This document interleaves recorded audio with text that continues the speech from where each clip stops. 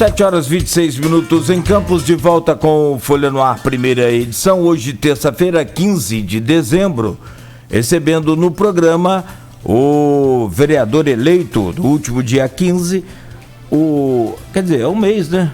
Hoje dia 15 também, vereador Elinho Naim, ex-superintendente de entretenimento e lazer no governo que finda agora, governo Rafael, e ele vem para conversar conosco neste programa. Elinho, seja bem-vindo, mais uma vez aí, muito bom dia, né? Obrigado pela sua presença aqui no Folha no Ar, primeira edição.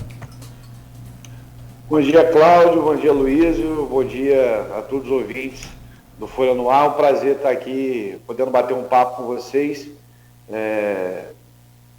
tirando qualquer dúvida, não só dos ouvintes, mas dos eleitores da nossa querida cidade. Primeiro, você, como pai, obrigado pela presença. Como um público também, se deseja falar alguma coisa sobre essa tragédia de ontem, da noite de ontem? Eu como pai também, né, como você falou, né, Luiz? Quando as coisas se invertem, eu, que todo mundo sabe, ano passado tive uma perda muito pesada, a perda da minha mãe, uma perda que até hoje a gente meio que ainda acorda certo dia e acha que ela está no hospital, que ela viajou e que vai retornar, a gente já sente. Imagina, eu acho que uma inversão, e ela sempre falava muito que ela não queria ter pedia a Deus que não tivesse essa inversão com ela.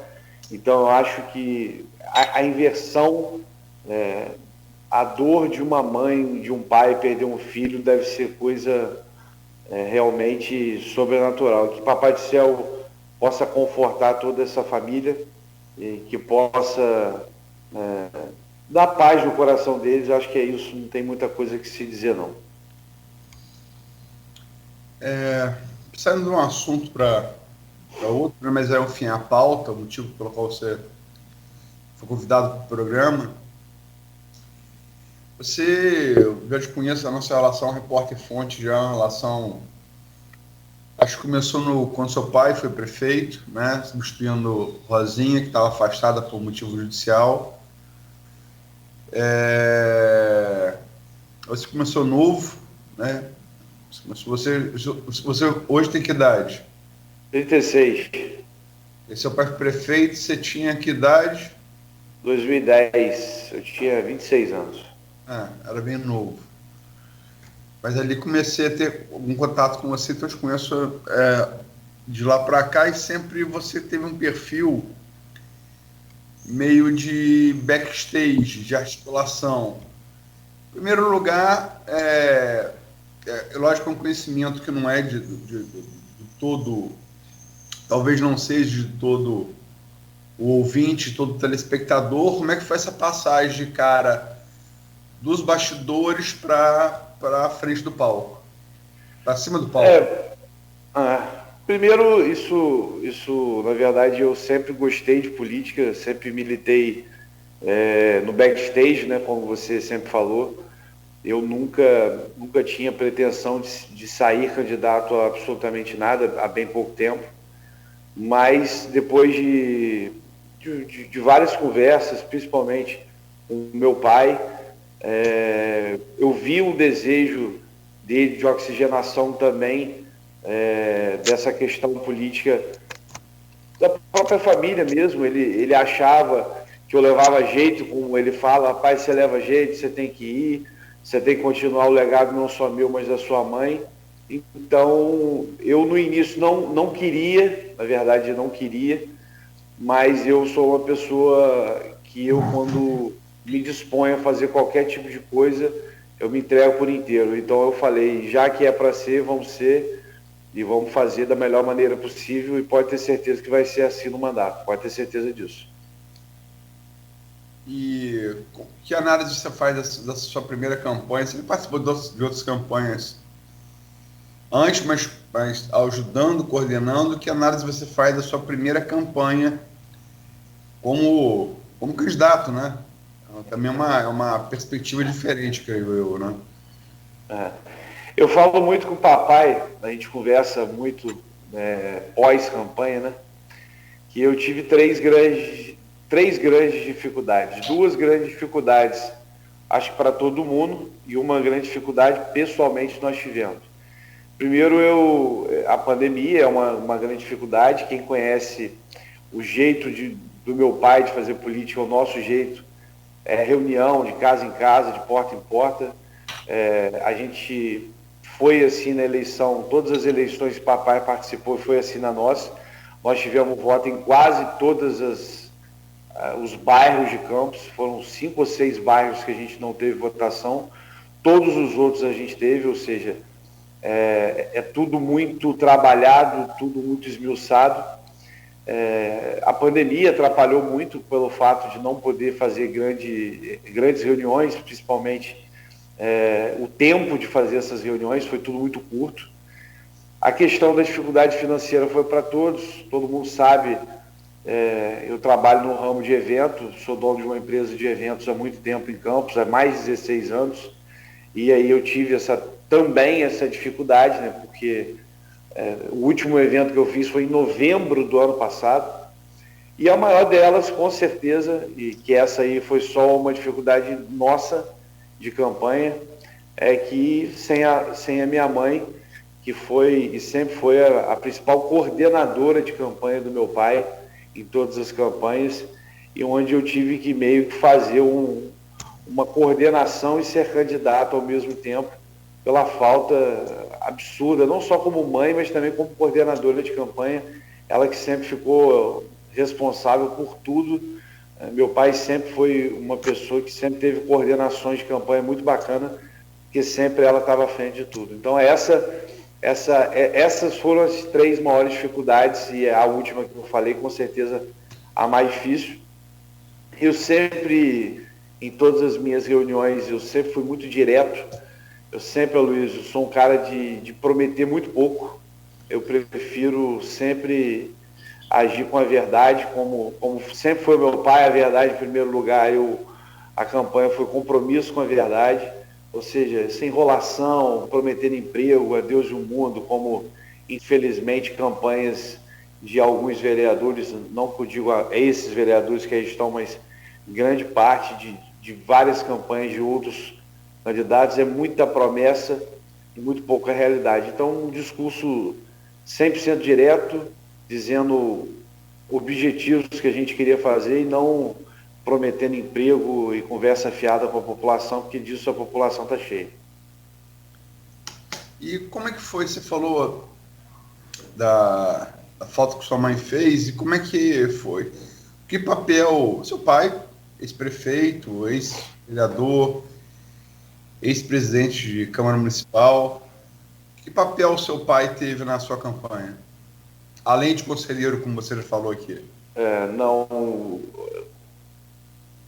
Como você sempre disse, né? Papai, ele sempre teve as campanhas coordenadas, mas o carisma de papai, principalmente o serviço prestado de papai, foram, sem dúvida, os principais pilares da nossa campanha. Lógico, as pessoas conhecem o Elinho empresário, conhecem o Elinho empreendedor, mas a maioria das pessoas conhecem o Nelson Naim, o ex-prefeito, o ex-presidente da Câmara, o cara que sempre agiu corretamente com as pessoas, o cara mesmo depois de vários problemas que todo mundo sabe que não é verdade, mas não tem o desgaste que qualquer outra pessoa talvez teria se fosse no seu lugar, mas com certeza o serviço prestado do meu pai me abriu muita porta e com certeza foi o principal elo de entrada com as pessoas. Elinho, não falei na abertura aqui do programa, você integrou grande parte, quase a maior parte do tempo, né, do governo Rafael Diniz. Tem aqui até 2 perguntas aqui então, eu estou aqui procurando no grupo, 2 perguntas do grupo de WhatsApp do programa. 2 perguntas da Silvana Venâncio, que é jornalista de Bom Jesus Tabapuana, e também do José Renato, que é do Arte. Aqui cheguei a elas. que é servidor municipal de carreira, foi secretário municipal de Campos, foi secretário municipal de Senhor da Barra, no governo Carla Machado. Aliás, nos últimos anos é difícil lembrar um governo Senhor da Barra que não seja o Carla Machado, né? A mulher está, acho que, o quarto governo, né? E com méritos, né? Conduzido na votação consagradora pela população agora em novembro também. Mas eles falam aqui, os dois perguntam, indagam, sobre essa coisa de você pertencer ao governo, e a gente teve a oportunidade aí de no dia que você, logo, acho que umas horas depois do máximo, eu soltou de noite, acho que não chegou a nem ser a hora, que você soltou o vídeo e me mandou o link, né, em que você declarava apoio a Vladimir no segundo turno. É o tempo de passar o vídeo para o YouTube, né, para poder estar noticiando. Então, foram alguns primeiros a noticiar isso. Foi no segundo turno, que a Silvana e o José Duarte não colocam aqui, é que você, essa sua decisão de apoiar no segundo turno Vladimir, com a relação antiga, relação pessoal, relação profissional, relação familiar, o fato de que você, esse seu apoio a ele se deu no dia seguinte a Rodrigo Bacelar liberar o grupo dos 6 vereadores eleitos, para cada um caminhar com quem quisesse. Ou seja, no primeiro turno você não apoiou nem Rafael, você apoiou Bruno Calil. Como é que é essa passagem de Rafael para apoio a Bruno para apoio a Vladimir? Aloysio, é até muito boa essa pergunta, porque as pessoas elas têm, às vezes, dificuldade de ter as informações, principalmente que no período eleitoral não pode ser noticiado e não pode ser informado muitas das coisas que a gente vai falar aqui. Primeiro, eu não fui candidato em algum partido ligado ao prefeito Rafael Diniz, porque eu não tive nem partido para ser candidato. O PTB do então vereador eleito agora, Rafael Twin, que à época era coordenado pela Heloísa Landim, do qual eu mando um abraço e um beijo, ela que passou por um acidente há pouco tempo, infelizmente uma perda lastimável de um amigo do Badé. O vereador Genásio e outras pessoas à época não deixaram, eu não pude ser candidato pelo PTB, então eu não tinha condição de ser candidato. O PSB, da então Roberta, acho à época, o presidente, junto com o ex-secretário de Educação, Brandi Arenari, eu também tentei ser candidato pelo PSB, ou tentar alguma vaga, também não consegui ser candidato pelo PSB. O DC do vereador Jorginho Vigílio também, que à época fazia parte da coligação junto ao prefeito Rafael Diniz, eu também não consegui vaga para ser candidato. Ou seja, eu não tive espaço para ser candidato, não é para ganhar a eleição, para ser candidato em nenhuma dessas siglas que eu estou te falando. Então, eu tive que procurar um lugar onde eu pudesse ser candidato. E eu, à época, não só com o vereador, com o prefeito Rafael Diniz, mas também com o deputado estadual Rodrigo Bacelar, fui o deputado, do qual a gente tem uma ligação pessoal e política já há algum tempo, há alguns anos, da relação do pai do Rodrigo, Marco Bacelar, com meu pai, Nelson Naim, e lá eu tive a oportunidade de ter um partido para ser candidato e de ter o apoio do então deputado Rodrigo Bacelar para que eu tentasse uma vaga na Câmara Municipal de Campos. Então, a primeira coisa é que eu não tive espaço sequer para ser candidato por parte dos partidos ligados ao prefeito Rafael Diniz. A migração para Bruno foi evidente, porque a gente infelizmente via nas ruas a realidade do governo, desgastado. Eu digo isso com muita tristeza, porque eu vejo em Rafael um ser humano espetacular. Acho que houve problema de gestão, sim, mas eu acho que o maior problema de Rafael não foi de gestão, foi político, literalmente político. Essa é a minha opinião, e eu pude falar aí com diversas vezes com ele sobre isso. Mas, obviamente, que no segundo turno, entre apoiar a candidatura de Caio e apoiar a candidatura de Vladimir, e eu não digo isso pelo meu grau de proximidade, eu digo isso também pelo meu grau de proximidade, é que eu acho que o Vladimir está muito mais preparado do que Caio hoje para ser prefeito de Campos. Não só eu, como a maioria da população também achou. Embora uma eleição, a maioria no segundo turno mais duro desde que o segundo turno foi adotado pela Constituição de 88, não valeu para aquela eleição de 88, onde o Garotinho se elegeu, mas já a seguinte de Sérgio Mendes, onde Sérgio Mendes se elege, né, uma eleição, uma diferença percentualmente inédita, né? Ele teve campanhas duras aqui já, mas a diferença dessa eleição foi a menor da história, porque o segundo turno só existe mesmo a partir de 88, você não havia segundo turno antes, né? É verdade. Na Velha República, então, na história do segundo turno das eleições municipais de Campos, a diferença é menor, né? Foi uma diferença muito apertada. Menos de 5 pontos, né? Eu cheguei a projetar 7 pontos no dia da eleição, mas foi menos de 5, né? Aqui, o que você acha que se deveu essa diferença tão apertada? Como a gente fala, né, política, cada um pensa de um jeito, né? Então, eu tenho a minha opinião pessoal sobre o que aconteceu no segundo turno da eleição em Campos. Isso aí não é Vladimir, não é Caio, é a minha opinião pessoal, e todo mundo tem o direito de errar e acertar, essa é a minha opinião. A minha opinião é que o crescimento de Caio se deu também ao desgaste que, querendo ou não, a família de Vladimir, ou seja, o garotinho, entre aspas, tem. Eu não digo a pessoa, mas a família, né?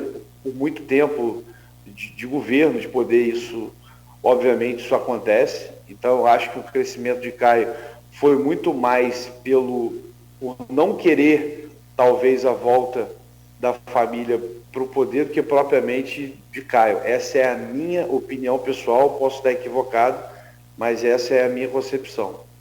E eu acho que se deu apertado exatamente por isso, porque existe um teto a se chegar.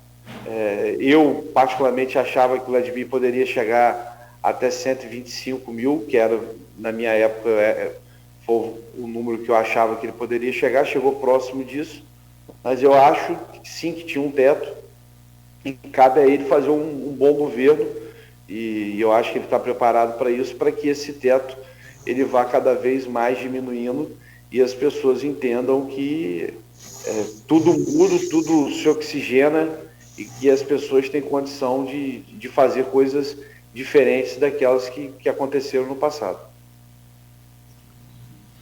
Mas ontem, a gente pode fazer só sobre a análise eleitoral, a gente pode fazer, como se diz, sua opinião, né, e tal. Você tem vários ângulos para poder você analisar a eleição.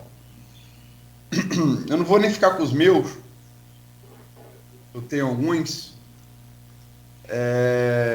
que acho que desde o primeiro turno se confirmaram, né? Mas ontem, um entrevistado aqui, Bruno Calil, o candidato que você apoiou no primeiro turno, a prefeito, analisou. E minha tendência, talvez com algum detalhe diferente, concordar no todo, é que a votação do, digamos, arnaldismo, movimento dissidente, que nasce no garotismo depois, né, com a popularidade muito grande do governo do prefeito Arnaldo Viana, ele cria vira um apêndice, ele vira o principal concorrente do garotismo, Bruno Calil, aqui no programa de ontem, falou que a votação do arnaldismo foi a do primeiro turno. A do segundo turno teria sido acrescida por esse antigarotismo ao qual você se referiu. Você concorda com essa análise, Bruno? Concordo, e falei isso exatamente igual. A única coisa que eu reitero em falar é que, infelizmente, devido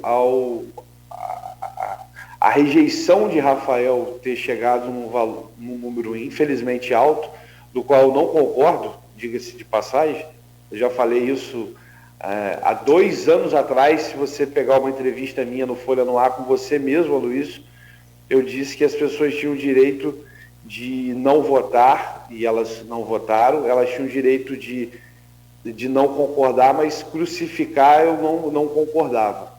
Mas o que eu estou querendo dizer é que o índice de rejeição de Rafael foi tão grande que houve no primeiro turno, uma polarização entre o arnaldismo e o garotismo. A verdade foi essa.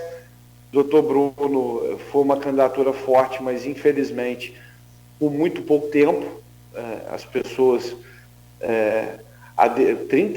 quase 33 mil pessoas aderiram a isso, mas foi muito pouco tempo divulgado.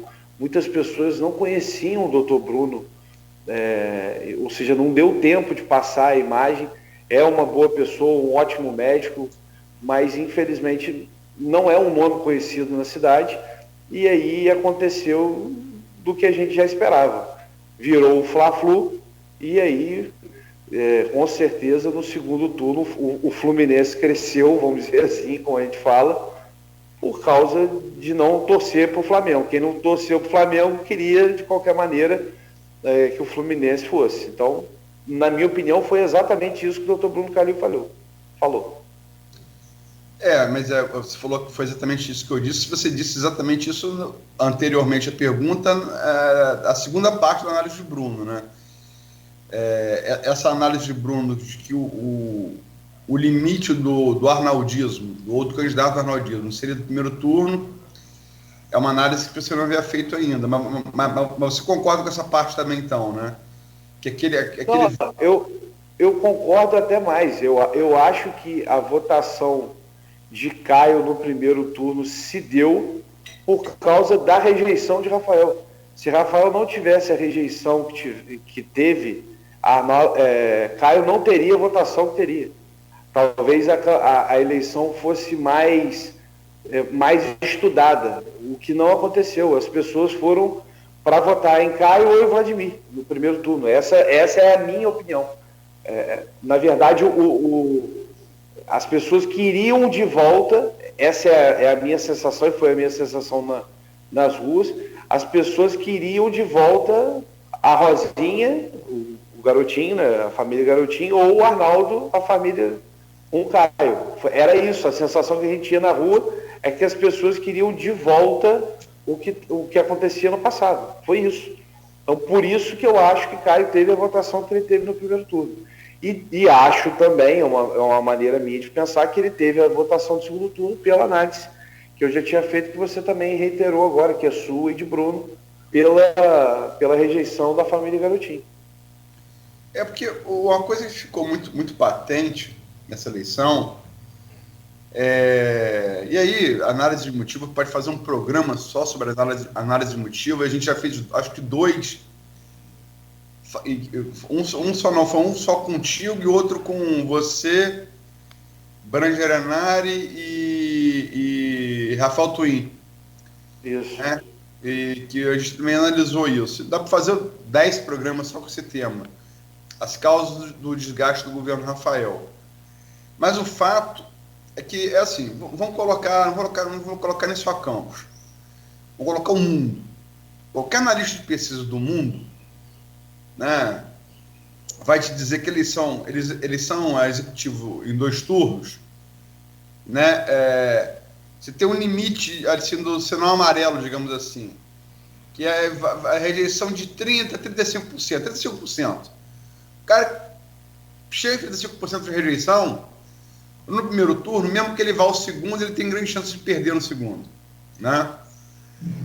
Você teve em Campos 3 institutos atuando, com metodologias diferentes, portanto, margem de erros diferentes.